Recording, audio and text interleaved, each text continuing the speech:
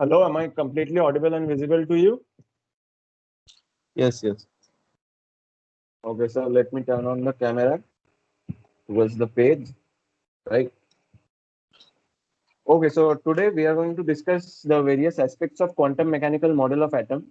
So starting with it, you need to know about the some previous concepts of what were the drawbacks of Rutherford's atomic model and Bohr's atomic model, and what led to the discovery of the quantum mechanical model of atom, right? So Okay. first of all, coming to the Rutherford's model, uh, the first biggest mistake of Rutherford's model was he exactly predicted the things without even knowing the, consequences of the atomic energy levels, right? So the first drawback of Rutherford's model was that he could not explain the line spectra of atoms. So what do we mean by line spectra? Like in an atom. So in your previous classes, you have learned that an atom has a nucleus at its center and it has various orbits, right? K, L, M, N.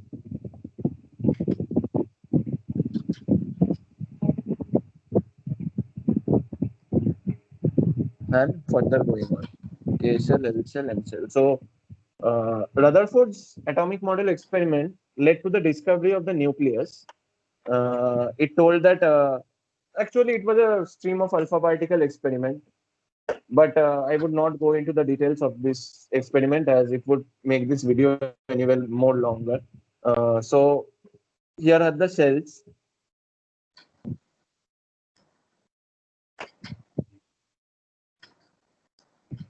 Hello, Yes, sir. Hello. hello. Am I audible? Yes, you are audible, sir. I have some problem with my network, so Okay. So further continuing. Uh, okay, yes. so Rutherford assumed that the positive charge is concentrated at the center of the nucleus in a very small volume, that is about 10 to the power minus 5 times the radius of the atom. Okay, so you can imagine it by a line written in NCRT that in a whole stadium, if a pin is placed in the middle of the pitch, then the point of the pin is the size of the nucleus and the whole stadium is the size of the atom, right? So it is 10 to the power minus 5 times, 10 to the power minus 5 times the radius of atom. That is the radius of nucleus. Okay, this is the radius of nucleus. So then came various conclusions and theories regarding the Rutherford's atomic model. It was considered correct up to a certain limit of time, but then actually the main drawback was it could not explain the stability of the atoms and the line spectra of atoms.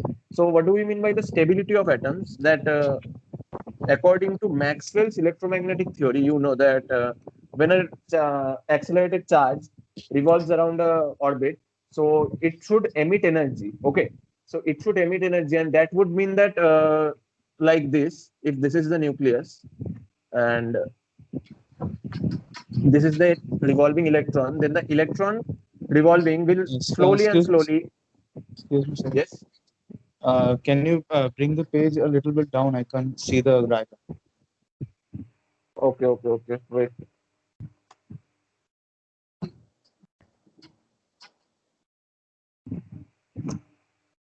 Can you see it now? No. Uh, Please move it to the right, to your right. Can you see it?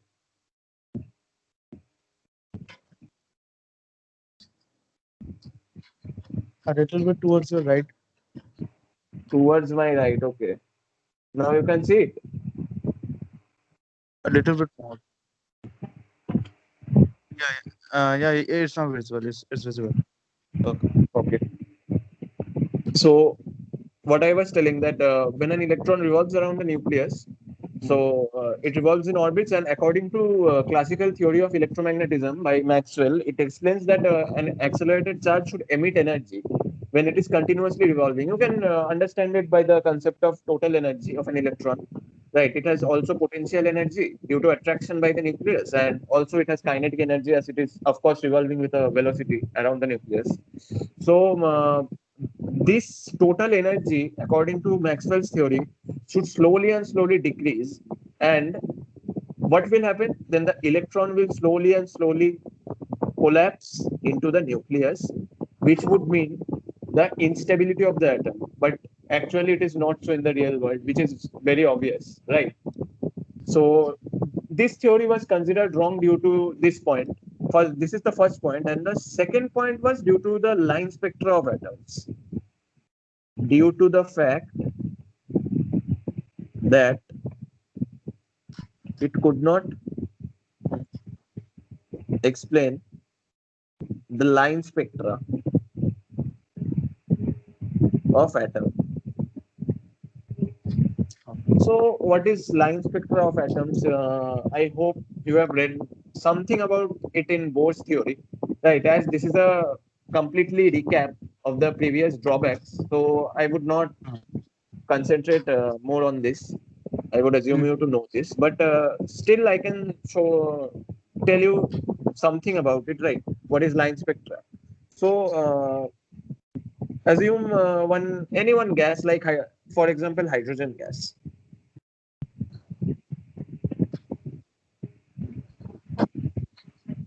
So line spectra, basically spectra can be described in two terms, like continuous spectra and discrete spectra, right? So in continuous spectra, we get a continuous spectrum, means there are no lines that are not there in the spectrum. You can relate it with the concept of visible light and wavelength, like WIPGEOR. So continuous spectra would mean that all the colors, right? So violet has a wavelength of 3,600 angstrom of approximately, and red has 7,800 angstrom. So what is line spectra? What does line spectra mean? It means that all the wavelengths are present, right? All the wavelengths are present. Not even a single wavelength is missing in the spectrum obtained. And this is called a continuous spectra. And what is a discrete spectra? Discrete spectra means that some lines may be absent. Okay, so just imagine that this is the colored line going on, and suddenly there comes a wavelength lambda where the line is completely missing. There is no line in the wavelength. Going further, again, all wavelengths are present, but again at a certain point, again another wavelength is missing, right? So this is known as a discrete spectra. So according to Rutherford, an electron could revolve anywhere around the nucleus. Okay, so if it could revolve anywhere around the nucleus, then what would it mean? That if this is the nucleus, there are infinite orbits, right, going on to up till infinity. There are infinite orbits, and all types of energy differences are possible. Okay, the electron is revolving in any orbit. Mind it, the electron is revolving in any of the orbits, and any type of energy difference is possible. Okay, so what does it mean that any type of energy difference is possible? Like when you have heard of the phenomena of photoelectric effect, so you can relate somewhat with that. That uh, when a photon falls on this, so the electron absorbs energy from the photon, right? You know the energy of the photon formula, that is h nu or hc by lambda, right? This is the energy of photon formula. So what would this mean? That if the electron wants to jump from, for example, like this orbit to this orbit, okay, so it requires an energy gap of delta E. Assume it to be delta E1. Okay, assume it to be delta E1. Then what would happen? That this electron would absorb the photon of that wavelength only, that would correspond to this energy. I hope you understood it, that the photon will absorb the electron will absorb that energy, that photon, whose wavelength, mind it, whose wavelength corresponds to this energy, delta E1. Okay. So what would it mean? That that particular wavelength would be absent if it absorbs from the colored light. it would be absent. And then again, there is a thing that a photon, when an electron absorbs a photon, it jumps to the higher energy level. And when it jumps to the higher energy level, it is very unstable there. Okay, as attractive forces lead to potential energy decrease, and it leads to the stability of the atom. So lower the energy, higher the stability. So when the electron jumps from the lower energy level to the higher energy level, it becomes quite unstable, and it remains for about a time interval of 10 to the power minus 8 seconds in the higher orbit. Then again, it jumps to the lower orbit. Okay, emitting the same photon. Okay, so you should understand this, that first of all, what happens? The electron absorbs the photon, it jumps to the higher orbit where it is unstable. So it again jumps to the lower orbit, emitting that photon. Okay, so what is that? This lambda 1 photon is absorbed, and again this lambda 1 photon is only released. Okay, according to the, which corresponds to the energy difference of delta E1. Again, assume another wavelength of lambda 2. So there is, assume another energy difference to be delta E2. Okay, that is of course different from delta E1. So again, what would happen? It would jump to a higher energy level. Again, it would be unstable there. So in about 10 to the power minus 8 seconds, it will again jump to the lower energy level, emitting that same photon. So here comes the catch, that here Rutherford did not specify the energy levels. What would it mean? That it would mean there are infinite energy levels and all types of energy differences are possible, right? So what would it yield? The spectrum would be continuous, because all wavelengths are finally emitted from the setup, right? So for all wavelengths are emitted. So this, according to Rutherford, the line spectra of hydrogen gas was a continuous spectrum, but actually it is not so, right? It is a discrete spectrum, of course, due to some reasons which were explained in the later theory by Bohr. So these were the huge drawbacks of Rutherford's model of atom. Okay, so do you have any doubts? No, it was very good. Okay, so further proceeding with some recap of Bohr's atomic model. Okay.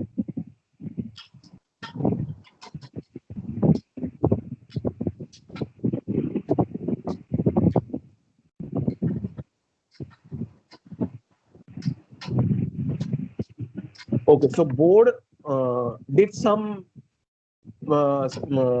modifications in Rutherford's model only. Bohr actually was a student of Rutherford. He worked on Rutherford models only, and he made some modifications. Like first of all, he told that the statement of Rutherford that electrons could revolve around the nucleus in any energy level was wrong. First point was disproved by Bohr. This first point. So Bohr stated that electrons can revolve in those orbits only where its angular momentum, the angular momentum of the electron is an integral multiple of h upon 2 pi, which is also called the quantum product. Okay, in quantum mechanics. So first postulate of Bohr was that electrons could revolve only in those orbits. Okay, only in those orbits. Not in all the orbits, not in this, not in this, not in this.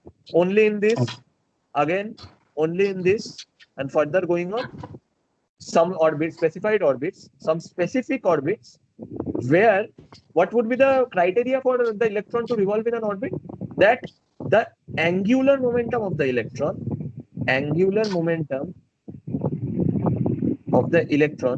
should be an integral multiple of h upon 2 pi. So this was the first postulate of Bohr. And what do we mean by angular momentum? That is mvr is equal to nh upon 2 pi. So this was the first postulate of Bohr. Now, of course, you can understand the thing that there are not all energy levels possible, right? So coming slightly to the fact of energy levels, I would tell you briefly in another 5 minutes about the Bohr's model, and then we'll go on with the quantum mechanical model. So what happens here is, assume it to be the nucleus. So there are certain energy levels, like this is the first energy level where the electron lies, which is the lowest energy level, right? So we term it energy as E1, which is equal to minus 13.6 electron volt. Okay. Then comes the second energy level. Then comes the third energy level. Now, second energy, this you need to remember a bit as you would be appearing for the examinations. So it would be better if you remember this. The second energy level has an energy of minus 3.4 electron volt. Okay. The third energy level has an energy difference of minus 1.51 electron volt. Okay. So going on further, fourth energy level up to infinity, right? So the things you should observe here is very trickily you should observe this, that what are the things which are to be noted. So first point to be noted is that, as you see, the first energy level is of minus 13.6 electron volt. The second energy level is of minus 3.4 electron volt. The third energy level is of minus 1.51 electron volt. So what do you notice that the energy difference between the first and the second energy level. So this is 1, 2, 3, 4 up to infinity it is going. Okay. So the energy difference between the first two energy levels is the maximum, right? So this is the maximum, which is equal to this. Also, you should remember, I am writing here, delta E1 equal to 10.2 electron volt. You can do the questions very fastly if you know remember these values.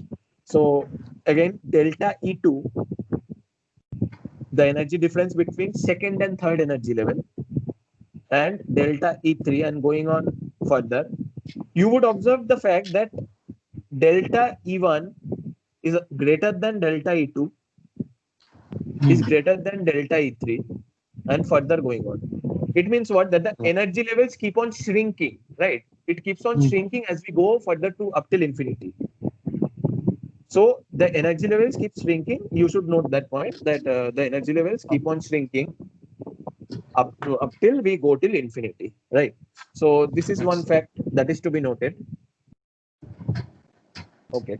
So this would mean what? That, for example, if the electron is in the first orbit, and what type of energies it could absorb. Okay. So the electrons, the electron, I would assume one electron only as acha.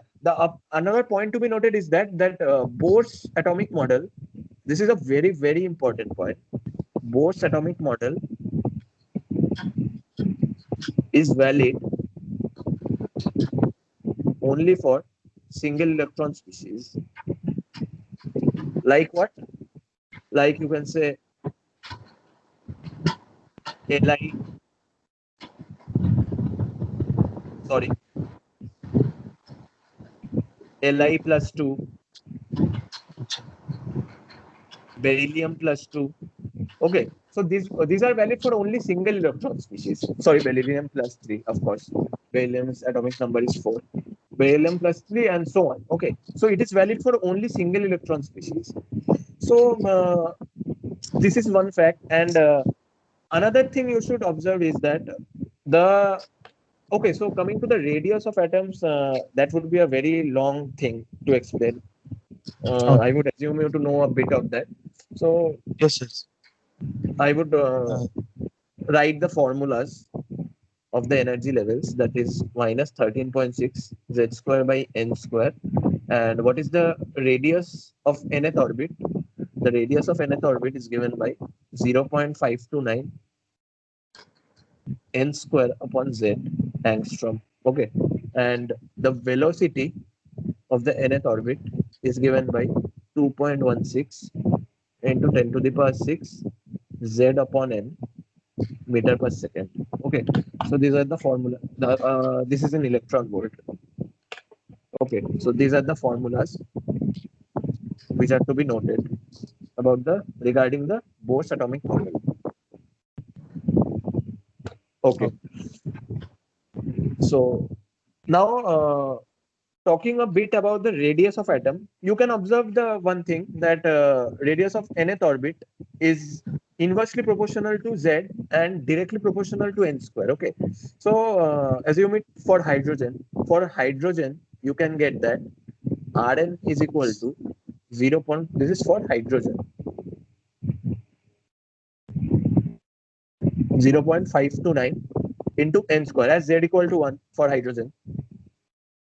So Rn is equal to 0.529 into n square, of course in angstrom. So you can see one fact that the thing which is in case of energy is exactly opposite in case of radius. So if this is the first radius R1, then R2 becomes what? R1 is 0.529, right? N equal to 1 for R1. For R2, N equal to 2 means 2 square. This becomes 2 square, right? So this is 4 into 0.529. And R3 becomes what? 9 into 0.529. So one thing you should observe is, you observe that what is R2 minus R1. Okay. So R2 minus R1 is what? Taking 0.529 as common, 4 minus 1, that is 3. Okay. And what is R3 minus R2? R3 minus R2 is 0.529 into 5. So here comes the fact, this should be underlined. Here comes the fact that the radius, like the energy was continuously shrinking as we go further till infinity. But the thing is opposite in case of radius. The radius keeps on increasing, right?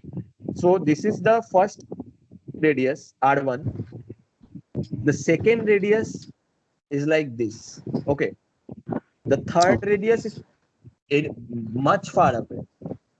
So this is what the thing to be noted, that del R1, if I assume to be with the radius difference, which we indeed calculated, R2 minus R1, and this is what del R2, which is R2 minus R3. This is the first cell, second cell, third cell. So we can write that what? That del R1 is of course lesser than del R2, is of course lesser than del R3, and so on. So this is a point to be noted about radius. Okay. So these were the facts regarding the first point of Rutherford, that there are only definite energy levels where the electron can revolve. Okay, this was the first point regarding Bohr's atomic model and disproving Rutherford's model. And the second point was proved.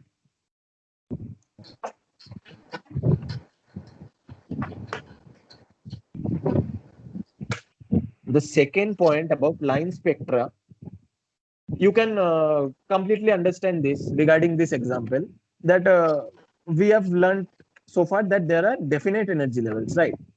So this is according to Bohr. This is according to Bohr, this model, Bohr. And this model, Rutherford, assume that all energy levels are possible, right? So this, everything, okay, and everything in between.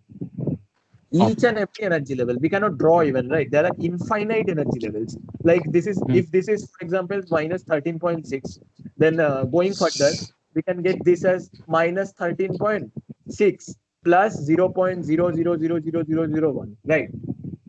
So you can understand the fact that there are infinite energy levels. So there can be jump of the electron from that I explained earlier, that there can be jump of the electron to any energy level, right? To this, to this, to this, to this, anything between minus 13.6 to infinity in case of hydrogen. Okay. So that would lead to what? That would lead to a continuous spectra. But why does the hydrogen gas gives a discrete spectra was explained by Bohr. You can easily understand that by this fact that there are definite energy levels. So if the electron jumps from here to here, right? So it is unstable here, as I told. It will again jump to the first energy level and emit a photon. But that photon will have the energy corresponding to the energy difference del E1. Do you understand this fact? That this photon, here the electron jumped into the higher orbit, then the electron is unstable there, so it comes back again to the lower orbit emitting a photon.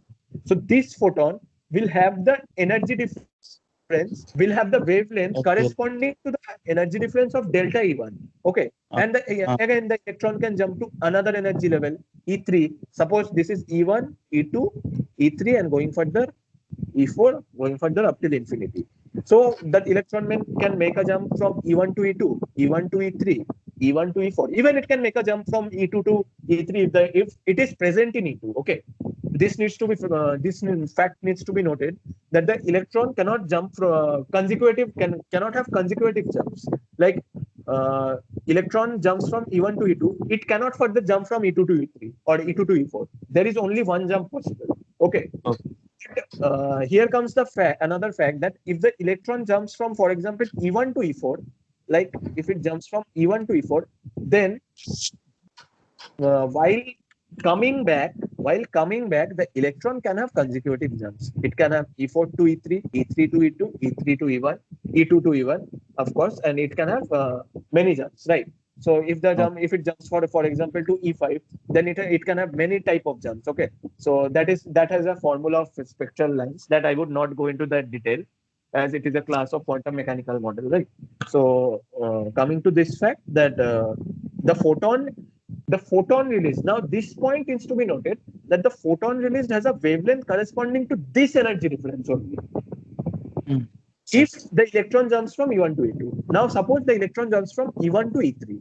Suppose the electron jumps from E1 to E3. Then the photon emitted will have the energy difference corresponding to what? Corresponding to this energy level, this energy gap. It means what? That not all types of wavelengths will be emitted. Only certain wavelengths will be emitted, and this is why the concept of discrete spectrum comes. Okay. Yes. Okay. So if you have any doubts, you can ask me. Okay. The thing was, if the electron jumps from E1 to E2, the energy gap will be delta E1 plus delta E2. If the electron jumps from E1 to E2, no, E1 to no, the E3. energy gap E1 to E3. Okay, so Yes. E1 to E3 will be the yes, that will be the gap of delta E1 plus delta E2. This is delta E2. Oh. This gap is delta Okay. E2, and this total energy gap will be delta E1 plus delta E2. Of course, of course. And And there will be corresponding to that energy level only, the photon will be released. Now, when the I'm giving you this example. It will be clear that regarding delta E1, what photon will be released? The wavelength of the photon that will be released in case of delta E1 is what? Lambda is equal to h by E. That is delta E1.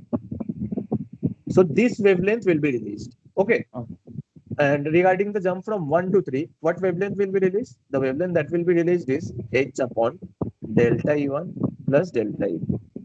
I hope now it is clear. Very yes, clear. yes, it's right. Okay. So now getting to the fact of quantum mechanical model, that is the main point of today's class.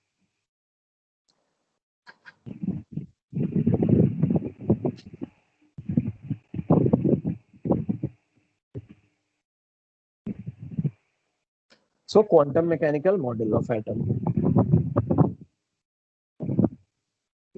So earlier when there were two types of theories regarding the nature of light, that particle nature and wave nature. So coming to the fact of particles, so there was one scientist known as de Broglie. So he proved that not only light has wave nature, but even particle can have wave nature. So he told that everything in this universe can have both nature, both particle nature and wave nature. And we term the nature of the wave to those things only which have significant wavelength, right? So light has a significant wavelength of about angstroms. So we term that light has wave nature and particle nature. But also, if you are moving with 40 meter per second while playing football, then both you and the ball would have particle nature. Maybe slightly, sorry, wave nature. Both of you will have wave nature. Okay, so you all are in this. You all are macroscopic particles. We all are macroscopic particles, but electrons are not macroscopic particles. They are microscopic particles, right? So de Broglie proved that even macroscopic particles can have wave nature. So he proved this thing, which was a big achievement. And then came this scientist Erwin Schrödinger. He proved that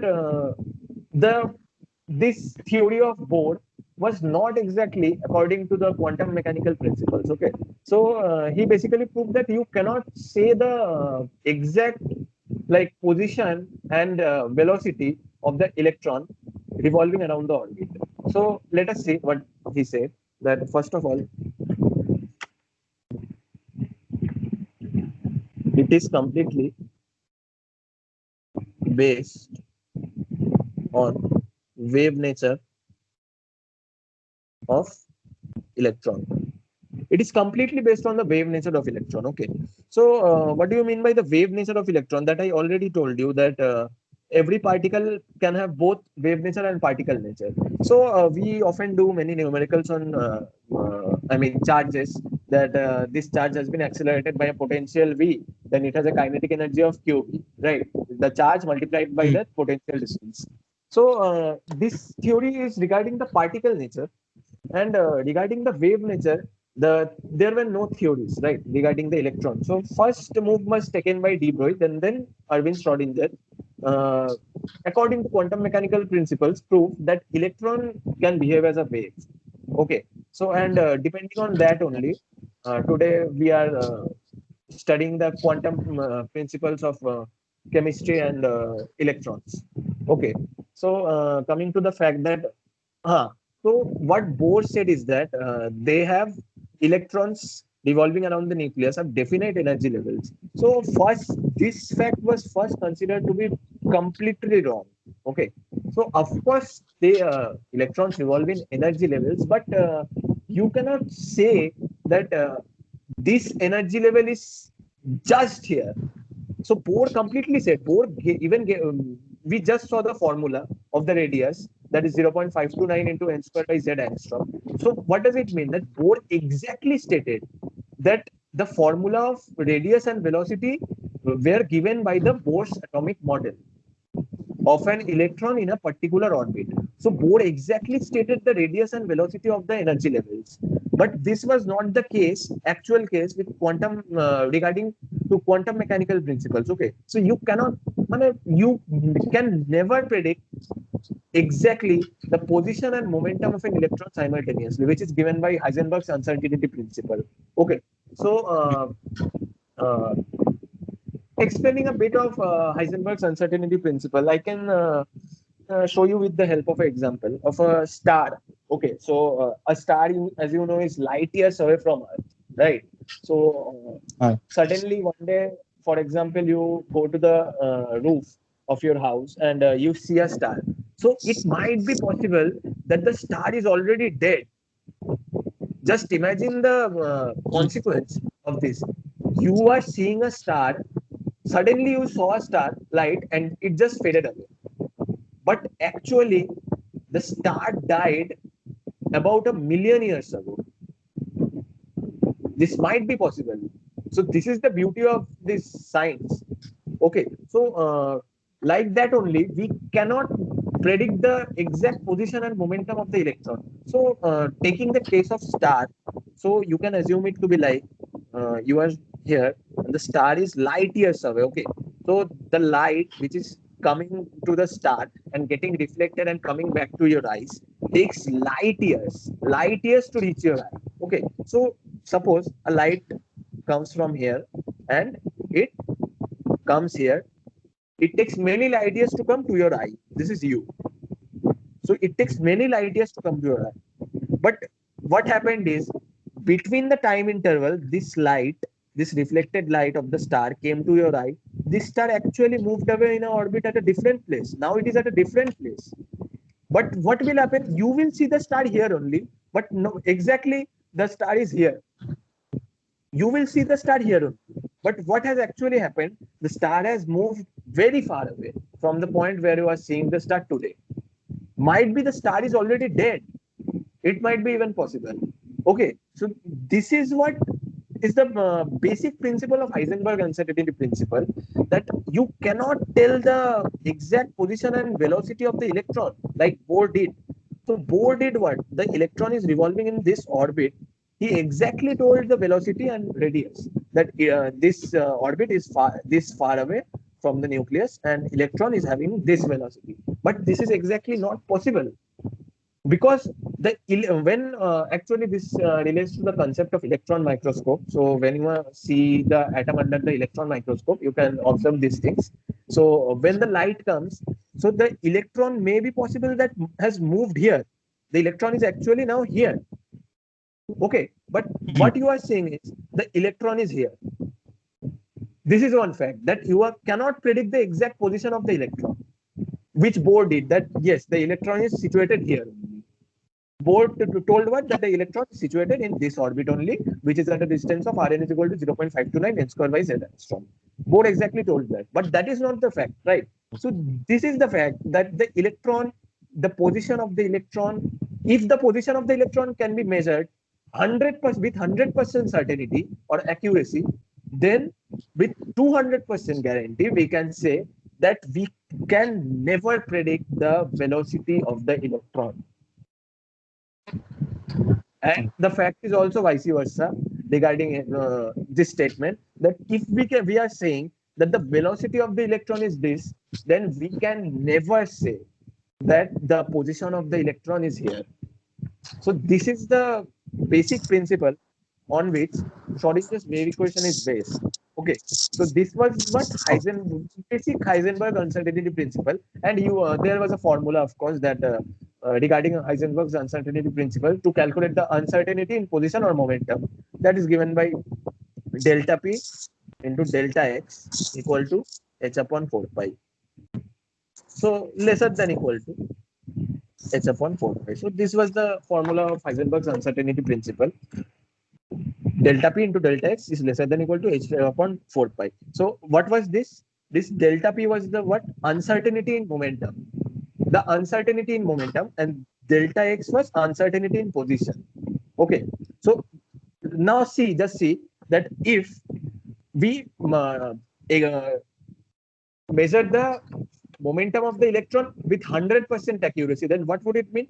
It would mean that delta p equal to 0. As there is no uncertainty, we are completely sure that this is the momentum of the electron. Then the uncertainty or the error in the calculation of momentum should be 0 if we are saying that it is 100% accurate. So what would happen if this is 0? So see, if delta p is 0, we can write as here that delta x equal to h upon 4 pi into delta p, right? So what would it mean? That if delta p becomes 0, then delta x is what? Delta x tends to infinity. That means infinite error. We cannot measure the position of the electron. So this was the fact of Heisenberg's uncertainty principle. Okay, so going further with the quantum mechanical model. So as I told that the wave nature of electron was dominant in case of the quantum mechanical model. So electron was actually regarded as a wave function. Okay, so like you have heard about the sine graph. Like this is the sine graph. Y is equal to sine x. So same is in the case of electron. Okay, so what is a wave function? The wave function is represented by the symbol psi, and psi is equal to the wave function of electron. So this is the wave function of electron, psi. Okay, and what do you mean by this? That the electron behaves completely as a wave. Okay, so as I told earlier that you cannot predict the position and momentum of the electron simultaneously. So Schrodinger told that the electron, or the rather than where the electron would be found, rather where the electron would be found is completely a probability. Is completely a probability. So what do you mean by this? That the electron would be found in this place is a completely wrong statement. You can say that the chances of finding the electron is in this place can be maximum. You can say this statement is correct, that the chances of finding the electron here is maximum. Okay, this is a correct statement, but you cannot say this statement that the electron can be found here. This should be a wrong statement. Okay, so this was the basic fact about the Schrodinger's wave equation. Now we come to derive the wave equation. So as you have learned in waves, that a function is given by like this: some psi of x is equal to a sine 2 pi by lambda into x. psi is a function of x basically, that is position. Okay, so the electron is Yes. revolving continuously in the orbit, but it is also revolving around the orbit. I mean, that is a complex theory actually. I should not explain this. It would take a much time about it. So you can understand it like a wave function. Okay, so this is a wave. Electron is a wave. As you have read in physics, that the equation of wave is given by f of x plus minus bt, that is a sine 2 pi by lambda x, or rather the same familiar wave equation which you are familiar with is a sine omega t minus kx. Okay, so psi of x equal to a sine 2 pi by lambda x. So if we differentiate it, d psi dx, what it becomes? A cos 2 pi by lambda x into 2 pi by lambda. Okay, again differentiating it, d psi d2 psi dx2, we get minus a sine 2 pi by lambda x into 2 pi by lambda whole square. Basic differentiation. This is, now look at this. What is this? A sine 2 pi by lambda x. This is this wave function, right? So this we can write as 4 pi square by lambda square into psi of x. That is d2 psi dx2 into psi basically. Okay, so now another formula is there, that is p square is equal to 2km.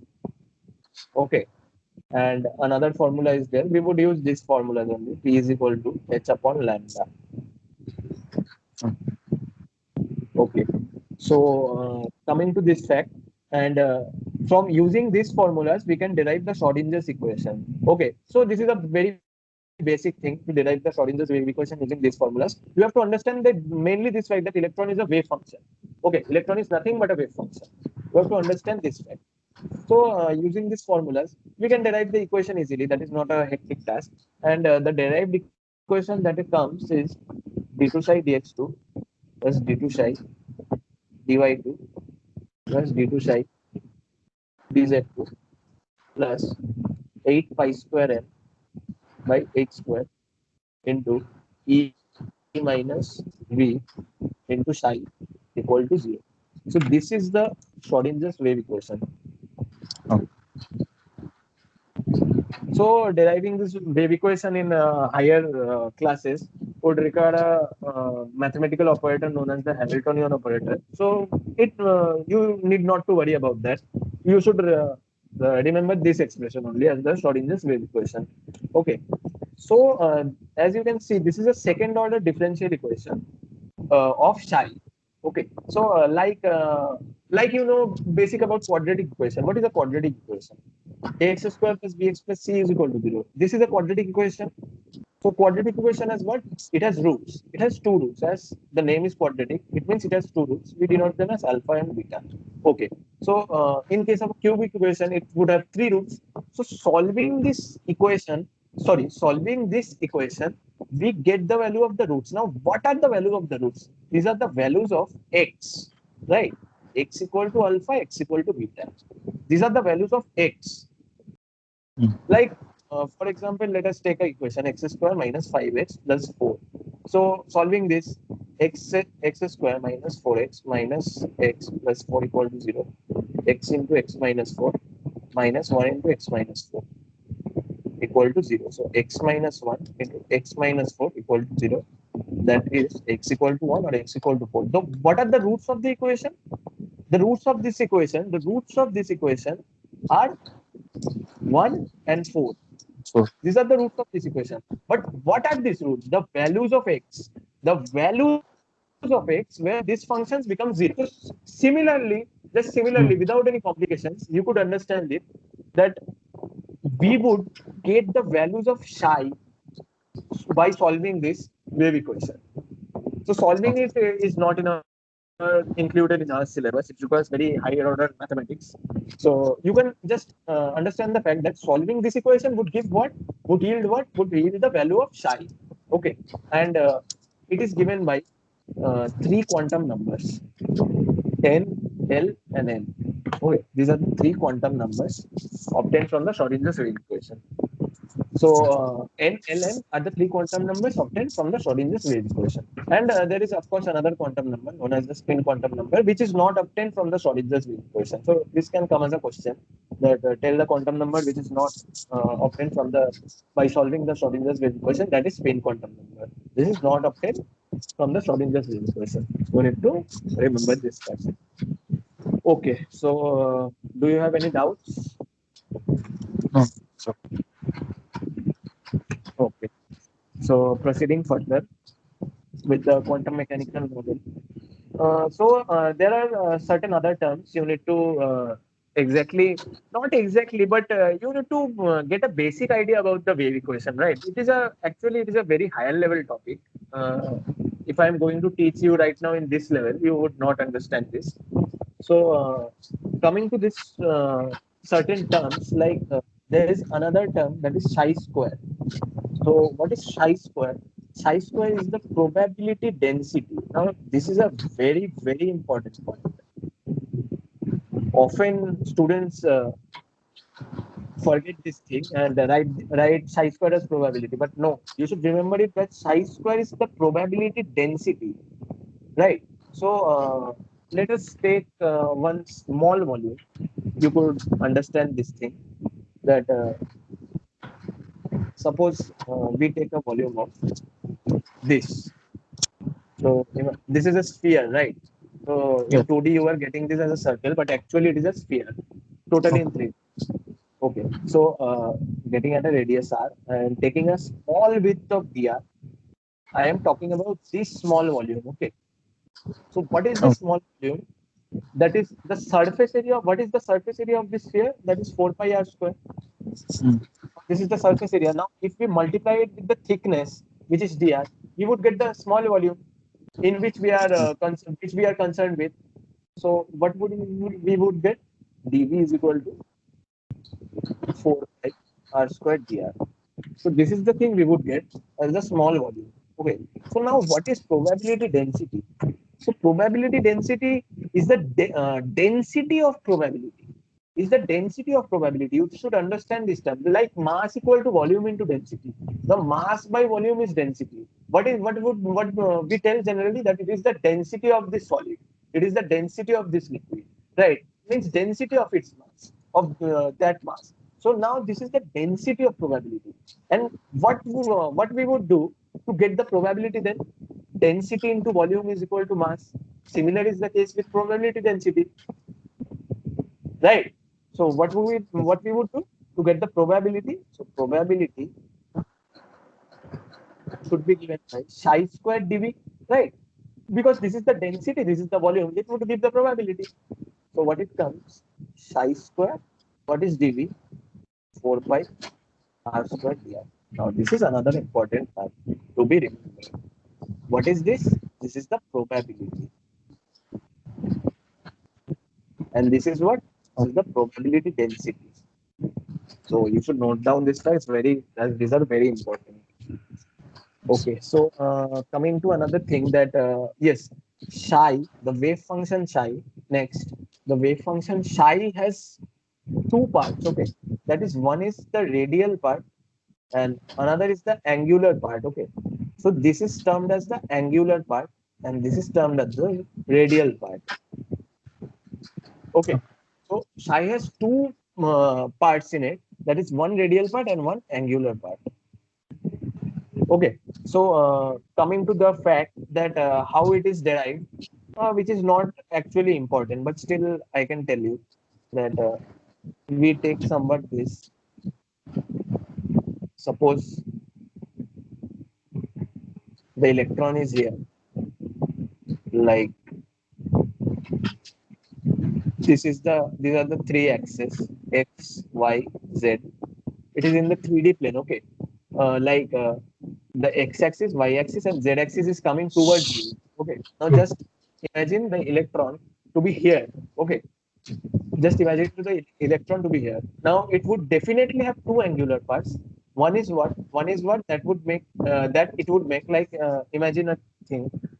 The electron is here. Okay, so one angle it would make with the x-axis.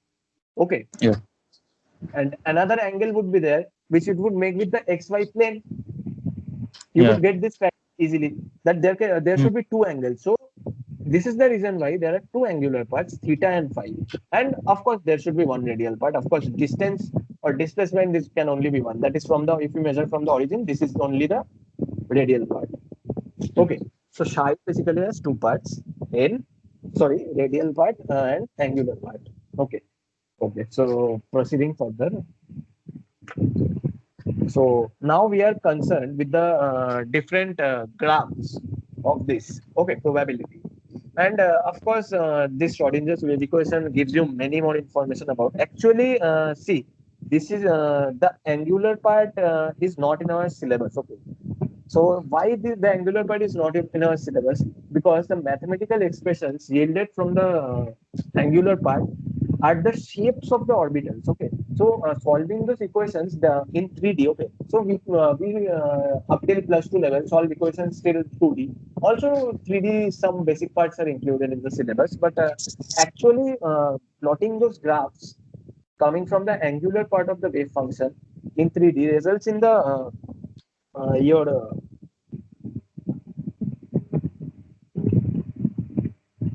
hello. Yes. Hello. Sorry, I cannot hear you. Hello. Hello. Hello. Please Am I audible? once turn off the mic and again turn it on.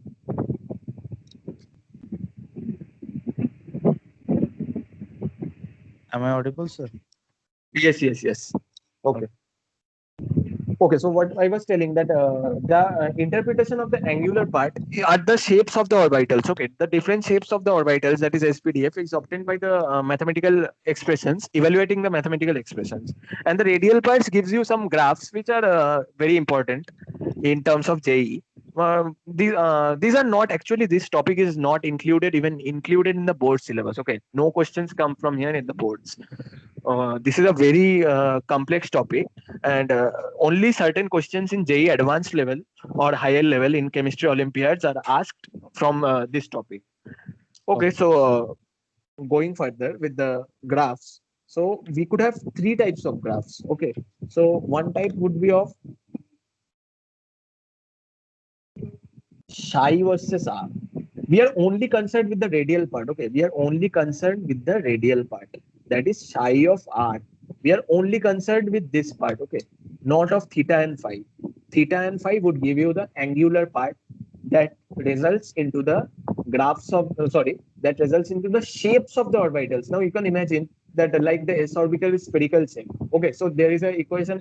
Actually, all equations of this angular part involve the terms of theta and phi in some arranged in some manner of exponential expressions. Okay, so these give the shapes of the orbitals, which are in terms solving it is very complex and not even necessary to solve for you.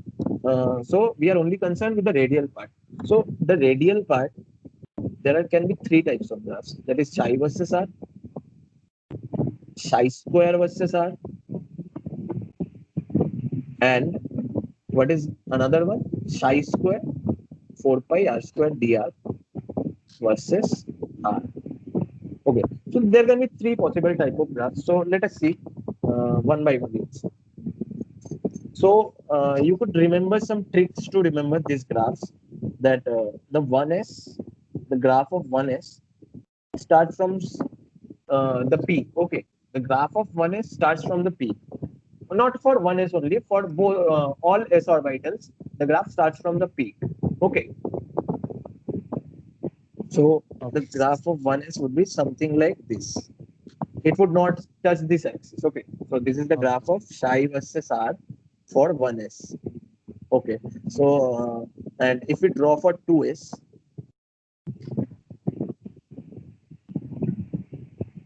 the graph would be somewhat like this. Now here comes another important concept.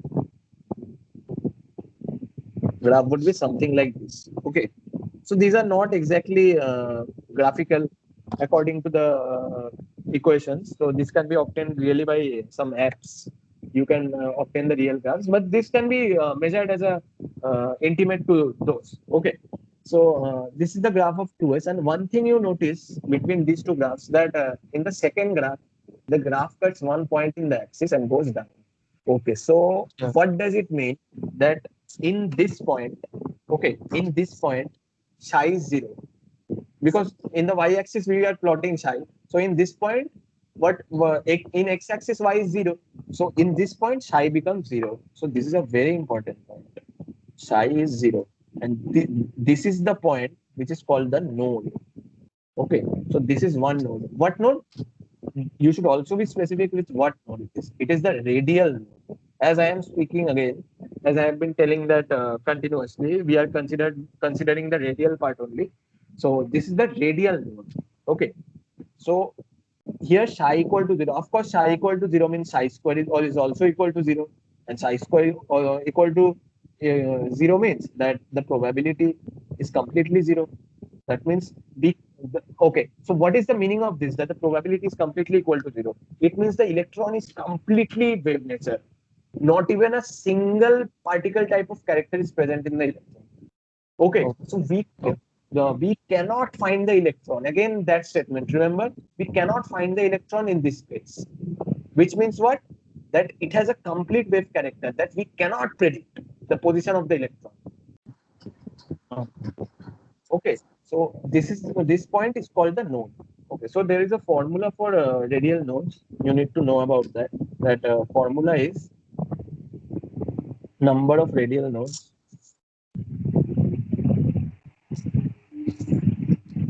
equal to n minus L minus 1. Okay, so this is the formula for radial nodes, and the formula for angular nodes that I would cover in the next segment.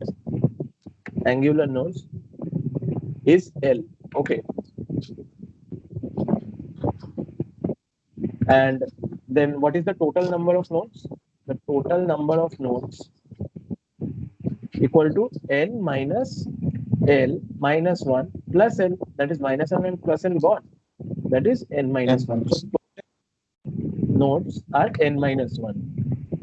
So these three formulas should be noted actually. Now you would understand this fact that why angular nodes equal to L later in the later part of the video, probably in the next segment, as I would not be able to cover all things in one video.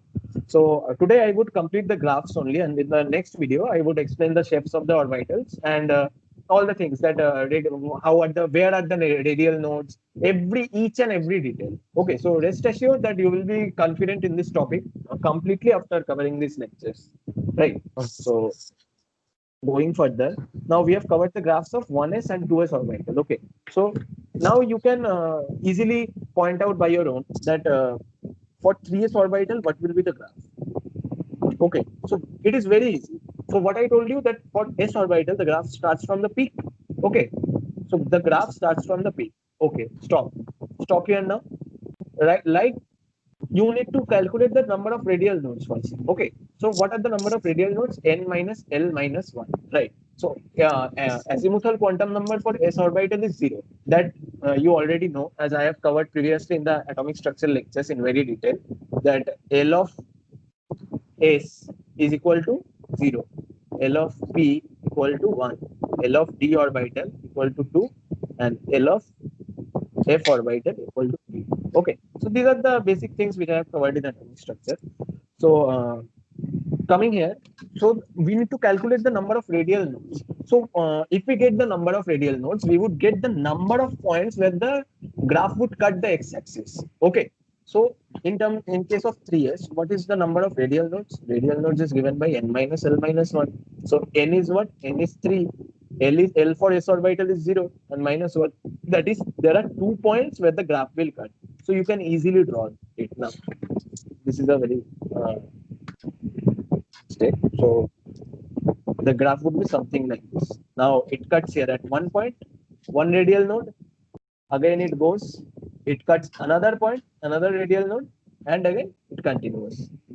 It would not touch the this axis. Okay, so this is the graph of 3s. You can draw now. You can draw for all 4s, 5s, 6s, 7s. You can draw for all orbitals by a single trick that calculate the number of radial nodes, and the number of radial nodes equal to the number of points where the graph will cut the x-axis. Okay, so it's very easy. For s orbitals, it is like this. Okay. So now for p orbitals, how the graph is. So there is not much difference, right? Only a major difference is there between s and p orbitals. That in case of s orbitals, you are seeing the wave function is starting from its peak, but in case of p orbital, it starts from the origin. Okay, it starts from zero, and the same thing happens. Like for 2p, for example, 2p, we can say that the graph is something like this. It never touches the x-axis. Now, easily you can draw all the graphs. Okay, so like this, you can draw all graphs. Rest assured, you'll be 100% confident in this topic. So 2p. Now for 3p, what will you do? You will easily calculate the number of nodes. Now, what are the number of nodes? R is equal to, again, n minus L minus 1. Now, what is n? N is 3. What is L? L for p orbital is 1. So 1 minus 1 equal to 1. So there is one radial node. So you can easily draw it again. So for p orbital, the graph starts from origin. You draw it. Now it cuts 1 point as it is equal to 1, like this, and again it continues. Okay, so this is the graph of p orbital. Now you can easily draw for 4p, 5p, 6p. Okay, 7p. For everything you can draw by easily calculating only one thing, that is the number of radial nodes. Okay, and you should know the basic nature of the graph, that the graph of s orbital starts from its peak, but the graph of 2p orbital, or in general p orbital, starts from the origin. Okay, same is in case of d orbitals. Exactly, it is the same in case of d orbitals. There is no difference. Okay, like for 3D, you could get the number of radial nodes at, again, n minus L minus 1. Now what is n? 3. What is L? L of d orbital is 2 minus 1. That is 3 minus 3, 0. So there will be no radial nodes. So what will happen? This will go like this. Simple. This will go like this. Again, for 4D, there will be one radial node. So you can draw it like this. Same is the case for every orbital. Okay.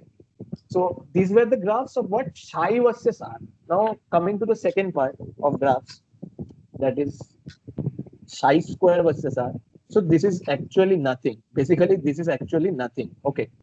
You can easily draw. If you know the graphs of psi, you can easily draw the graphs of psi square. Nothing is new. Okay.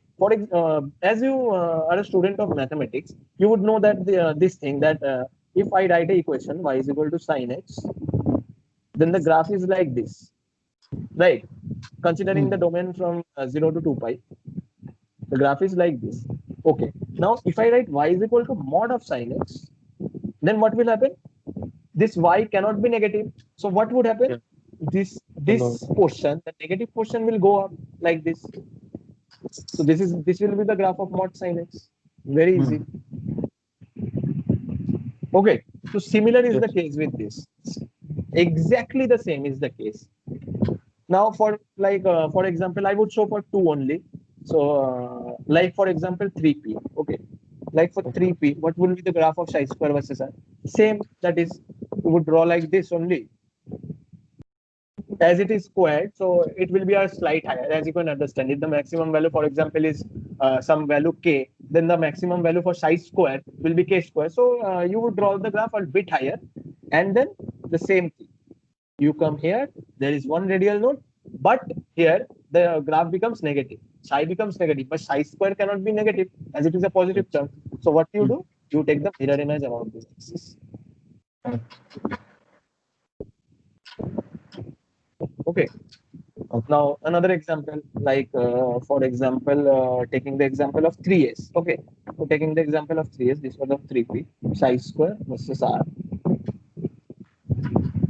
psi square. So taking the example of 3s.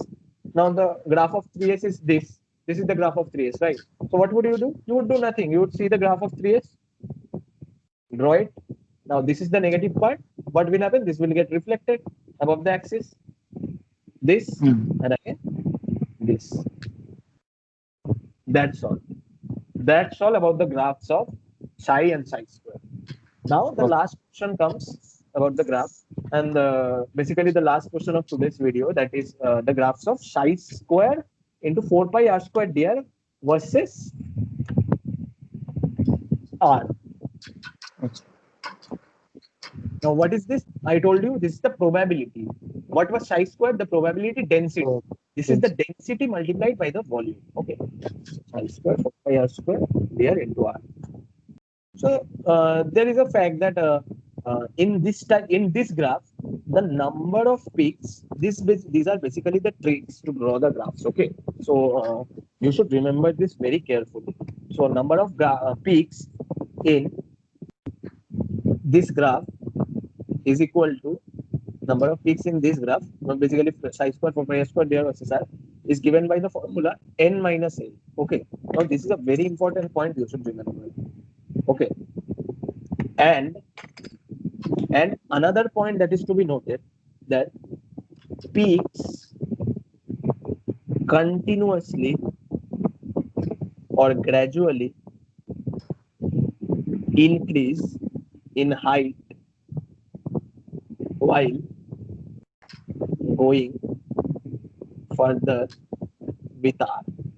That is the distance. Okay, so now you would understand the fact very easily. So for example, for 1s orbital, what was the graph of chi? The graph of chi was something like this. So it's not touching. This was the graph. So now understand this thing, that it was the density of probability. Okay. So what does it mean? That in the 1s orbital, if you go little only from a distance of like 0.001 angstrom only, the probability of finding the electron is very high, right? So the probability of finding the electron is very high. But what we note is that is the probability density, not the probability. Okay, so here comes the mistake which students do, that they write that in s orbital the maximum probability is just away from the origin. No, this is a wrong statement. The probability density is maximum because the probability is divided by the very small volume. Okay, so probability is divided by a very small volume, which you saw, that is 4 pi r squared dr, which is a very small volume dv. So multiplying a big term by a small term, right? Or rather a small term by a more small term. So you could understand this like dividing 5 by 0.001. So it would yield a large number, right? So that is the case with probability density. So the probability is actually less. Actually, the probability is less. But because it is divided by a very small quantity, that is dV, here an increase in like a maxima comes here. And the graph of chi starts from the origin only, starts from the peak, from the origin. This is the reason why the graph of chi versus r starts from the peak. But when you, chi square. I'm really sorry. It will be chi square, as this is the probability density. Now, when we multiply it with the volume, right? So we are multiplying a big term with a small term. So now what will happen? Now this will become small and it will start from the origin only. So this is the reason why there is a huge difference between these two curves. Okay, that two curves are nearly same, which you saw, chi versus r and chi square versus r. Only the squaring happens and the part below y-axis goes upwards. But in this case, the concept is little different. Okay, so for 1s orbital, the graph would be something like this. Okay, so for this is for 1s orbital. Okay, so for 2s orbital, for 2s orbital, what we draw the graph of chi square versus r. I am comparing and showing you the graph. This is what probability into r. So the probability is given by this term, chi square into 4 pi r square dr. I told you earlier. Okay? So chi square versus r for 2s. Okay, for example, for 2s. So what 2s, what happens is, like the same happens. This graph goes here. For 2s, there is one radial node, as you notice. And this for chi, this goes downward, but as it is chi square, so this will go upward and it will continue like this only. Okay. But here, so if you understand this, then you can draw any graph now. Here what happens? First of all, you need to calculate the number of peaks by the formula of n minus l. So what is n? 2. And what is L? L for S is 0. So 2 minus 0, 2. So there will be 2 peaks in the graph of probability versus R for 2S. Okay. And what I told, another important point, I have not highlighted this, that peaks continue or gradually increase in height while going further with R. Means what? that if there are two peaks, then what will be the graph? That one will be like this and one will be like this. So you see, the first peak is here and the second peak is here. The second peak is increasing in height. So that Yes. is the point to be noted in the probability versus R curve. Okay. So going further with that, the peaks, and there is of course one radial node, as you can notice here. There is only one radial node. Okay.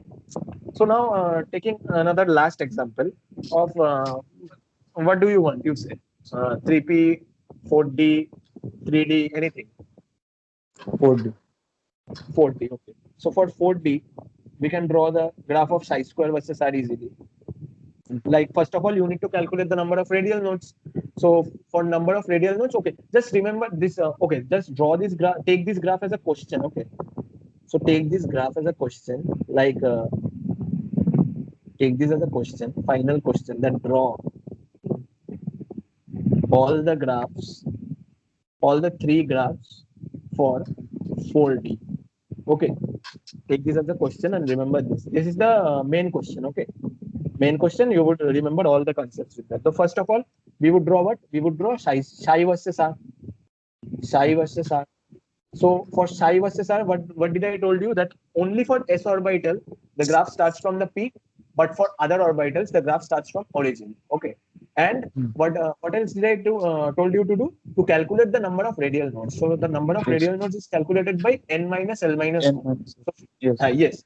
So the number of radial nodes will be n minus L minus 1. That is n is 4. Okay. L is 2 for d orbital and minus 1. That is one radial. Only one radial node will be there. So you can draw the graph easily now. Like it will start from origin. Go further. There is the node. As it is chi.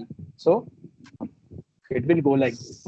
So this becomes the graph of 4D of chi versus R. Now chi for chi square versus R, just nothing. Just do nothing. Just somewhat increase this height. Sorry, this not like this. This actually goes like this. Okay. You could correct it in the notebook, in your notebook. This actually will go like this, not like this, not like this. So it will actually go like this. And what would happen? This part would come upward. Nothing else. In chi square versus R. And for the last, that is the probability chi square into 4 pi r square dr versus R. What does the curve? What did I told you to do at first? That the graph starts from origin. Okay. First point to be noted. Second point to be noted is peaks gradually increase in height while going further. Okay. Yes. And the last important point is what? That number of peaks. So what is the number of peaks in this graph?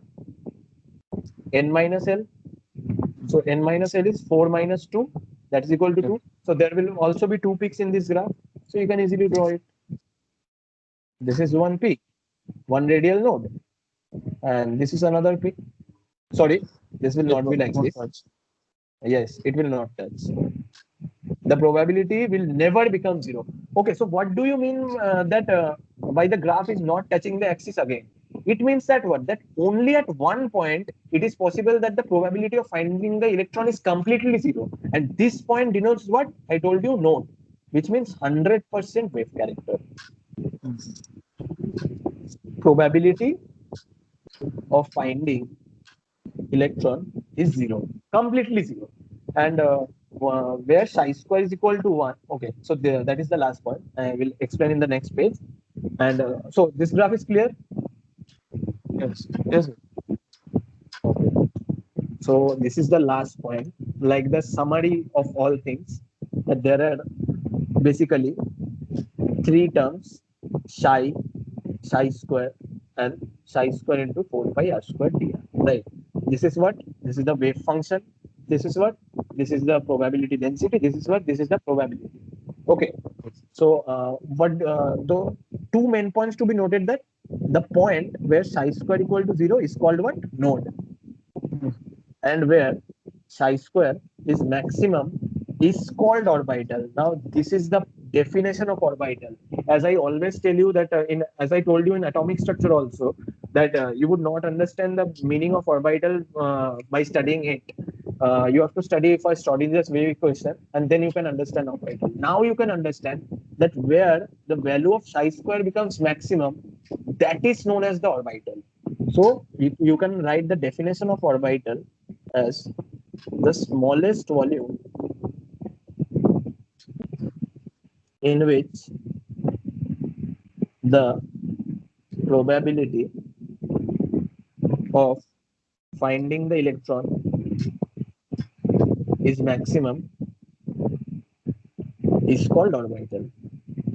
That is the smallest volume where the probability of finding the electron. So this statement only signifies, this statement is only enough if someone tells you to say that, say only one line regarding Schrodinger's wave equation, which differentiates its principle from the other theory. That is this line, in which the probability of finding the electron is maximum, is called orbital. In earlier classes, you have learned that for example, in case of lithium, there are two cells, K and L, and the two electrons are there in the K cell, and another is there in the L cell, and the electrons are keep on revolving. But that is the wrong statement, right? You have understand it very properly. That we cannot say that the electron is revolving here only. We cannot say that. We can say the probability is there. Okay, so probability is there, and where the probability is maximum, it is known as the orbital. Right.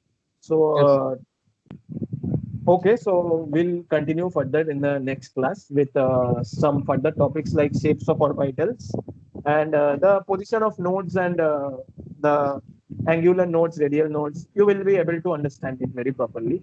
And the last topic, which would remain, is that three small principles, that is Pauli's exclusion principle, Hunt's rule of maximum multiplicity, and writing the electronic configuration of atoms according to energy levels. So on. And we'll do some questions and cover up this chapter. Okay. Okay. Okay. Okay. So you can leave the class now. Okay. Okay. Thanks.